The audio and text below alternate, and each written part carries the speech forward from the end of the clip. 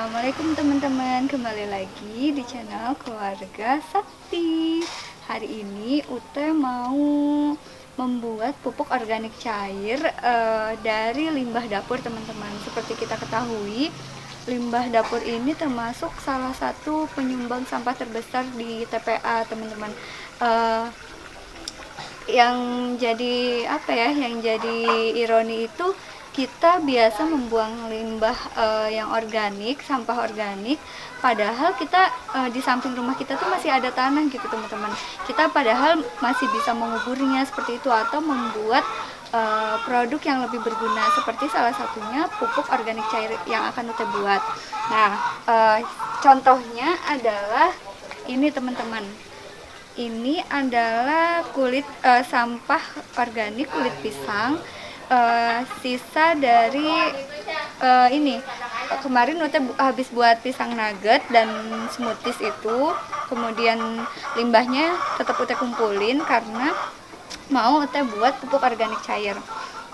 Kemudian ada juga ini bekas blender bekas membuat pisang nugget, dan air rendamannya itu nggak langsung Ute buang teman-teman, karena di sini banyak nutrisi yang nantinya bisa digunakan untuk sumber energinya si mikroorganisme yang akan menguraikan kulit pisang tadi. Gimana caranya? Langsung simak aja ya videonya. Cara membuat pupuk organik cair tergolong mudah teman-teman. Kalian jangan terlalu fokus sama misalkan takarannya berapa aja mbak. Kalian buat aja sendiri sesuka kalian, nggak ada takaran yang baku. Yang pastinya itu harus ada komponen organiknya, kemudian ada sumber energinya bisa berupa gula. Tapi kalau Ute sih biasanya sayang gitu kalau misalkan gunain gula yang baru. Biasanya gula itu gula itu bukan berarti gula pasir, madu, terus gula merah atau molase ya kalau nggak salah. Bukan hanya itu teman-teman, tapi sumber gula itu salah satunya bekas seperti ini yang tadi Uta bilang, bekas rendaman pisang nugget. Di sini kan ada gula juga, kemudian ada pisang, di dalam pisang juga ada gulanya. Atau bahkan kalau misalkan kalian nggak punya, dalam kulit pisang sendiri itu masih ada komponen gulanya teman-teman, yang masih bisa digunakan mikroorganisme untuk menguraikan kulit pisang itu. Jadi kalau misalkan kalian buat pupuk organik cair itu tidak selalu harus menambahkan gula seperti itu. Nah, di sini terkadang ada yang menyarankan kita untuk menambahkan E4 atau efektif mikroorganisme, yang mana EM4 itu harus dibeli teman-teman. Harganya lumayan ya, sekitar 21.000 per botol itu. Ya memang banyak sih isinya, tapi kalau misalkan kita bisa lebih menghemat kan lumayan ya teman-teman. 21.000 itu bisa digunakan untuk beli bawang atau cabai rawit mungkin ya. Kalau yang udah rumah tangga pasti paham, atau anak kosan pasti paham lah betapa pentingnya betapa bernilainya uang segitu tuh gitu. Nah, saran Ute sebetulnya kita nggak perlu EM4 teman-teman, karena di dalam kulit pisang sendiri sebetulnya, apalagi kalau dibiarkan terlebih dahulu, itu terdapat mikroorganisme pengurai teman-teman. Kalian bisa lihat di sini. Di sini ada yang bagian putih-putih ini adalah cendawan pengurai teman-teman. Ute belum tahu pastinya ini jenis cendawan apa, yang pasti ini bisa menguraikan kulit pisang menjadi unsur yang lebih sederhana. Kulit pisang ini terutama sangat tinggi kaliumnya teman-teman. Nanti mungkin Ute akan kasih keterangan unsurnya apa aja. Ute takut salah ya di sini. Nanti Ute cari referensinya dulu. Nah, jadi kalau misalkan setelah kita membuat pupuk organik cair selama minimal 1 minggu, nanti kita bisa mendapatkan cairan yang kaya akan nutrisi yang sudah sederhana, yang bisa diserap oleh tumbuhan. Konsepnya seperti itu teman-teman. Nah, cara membuatnya mudah banget. Yang pertama, kalian siapkan ini wadah tertutup. Ini metodenya Uta pakai metode anaerob. Jadi kalau anaerob itu tanpa udara teman-teman. Jadi vakum gitu. Jadi kita benar-benar membuat pupuknya itu benar-benar ditutup sempurna gitu. Nah, sekarang langsung aja ya kita masukin bahan organiknya. Di sini Uta pakai kulit pisang.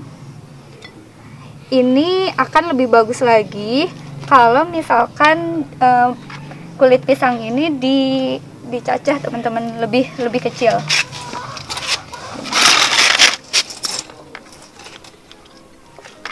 Cuman karena Ute ambil cara yang paling simpel, kita langsung masukin gitu aja teman-teman.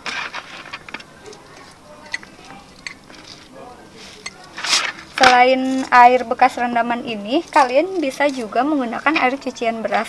Di situ juga masih banyak sumber energi yang bisa digunakan oleh mikroorganisme yang bisa menguraikan kulit pisang ini. Cuman karena air cucian beras Ute pakai buat nyiram, jadi Ute pakai air bekas rendaman blender. Nah, jadi seperti ini aja tuh kalian udah bisa membuat pupuk sendiri teman-teman. Jadi nggak ada pakem ya. Intinya misalkan kalian cuma punya kulit pisang dari 3 buah atau apa, buat aja, lumayan. Nanti tanaman kalian ternutrisi dengan baik. Nah, Ute mau kasih tahu juga di tangan kita juga ada mikroorganisme teman-teman. Buktinya apa? Kalau misalkan kita memegang sesuatu, misalkan memegang makanan dan makanan itu dibiarkan gitu, lama-lama kan ada yang basi atau berjamur seperti itu. Nah, itu bukti bahwa di tangan kita pun ada mikroorganismenya. Jadi sebetulnya kita tidak terlalu membutuhkan E4 tadi teman-teman. Cuman memang E4 itu bisa mempercepat prosesnya. Tapi kalau misalkan kita membiarkan alam yang bekerja, itu lebih hemat lagi gitu teman-teman. Kita langsung siram aja ya. Kayak gini.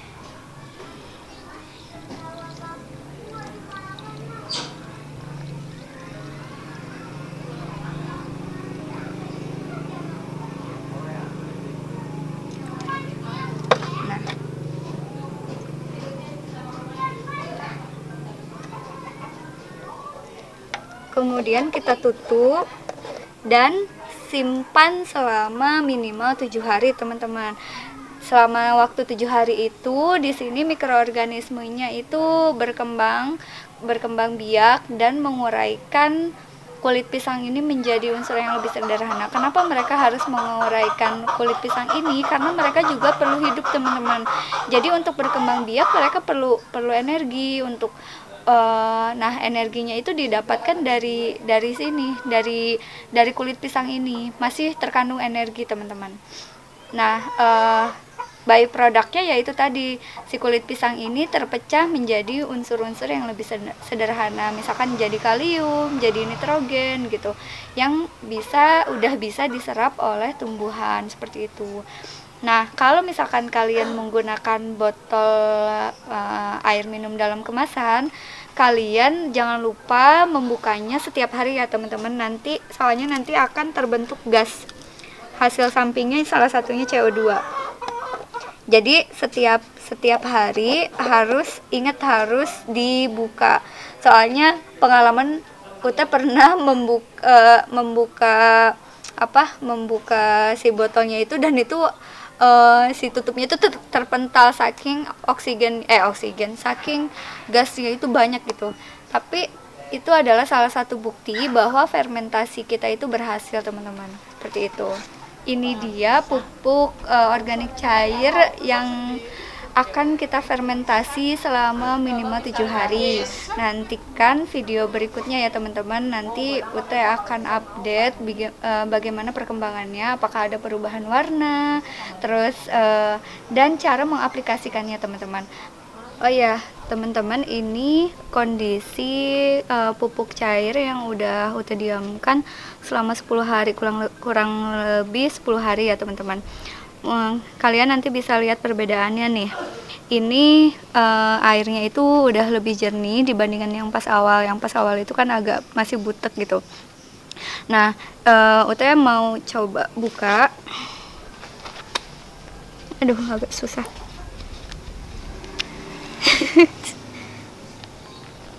Ya ampun, kan nenek. Ya. Oh, ini. Nah, ini kalian bisa lihat teman-teman, jamurnya itu, cendawannya itu udah berkembang juga di sini di permukaan yang paling atas. Terus Utaya cium wanginya. Ini tuh wangi khas pisang teman-teman. Jadi nggak ada sama sekali bau busuk teman-teman. Jadi ini menandakan bahwa pupuk yang kita buat itu udah berhasil teman-teman. Udah kan cara buatnya, ini organik. Nah, gimana cara penggunaannya? Ini gampang banget, sebenarnya tinggal ini sih. Sebentar, saya ambil dulu ini.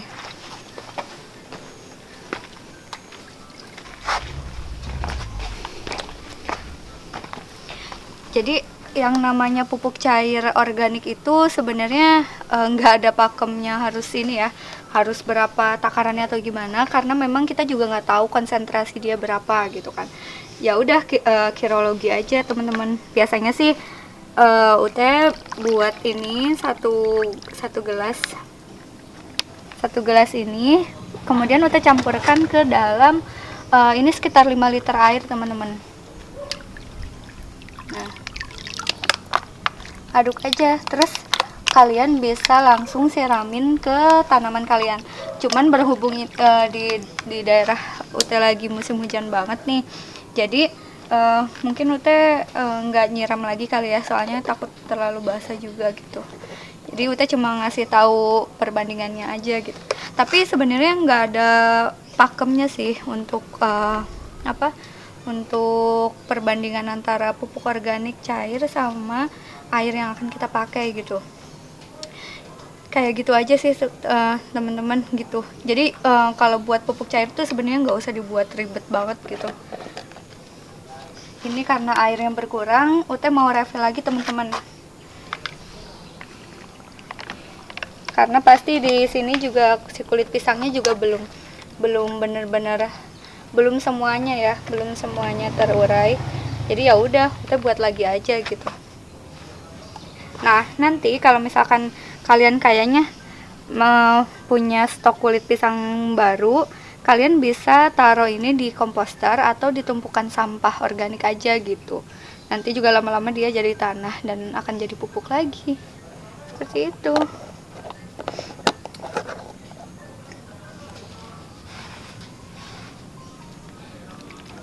Nah, sebelum Ute tutup, Ute pengen tahu kalau misalkan teman-teman ada pertanyaan atau apa seputar tips berkebun, boleh tulis di kolom komentar ya teman-teman.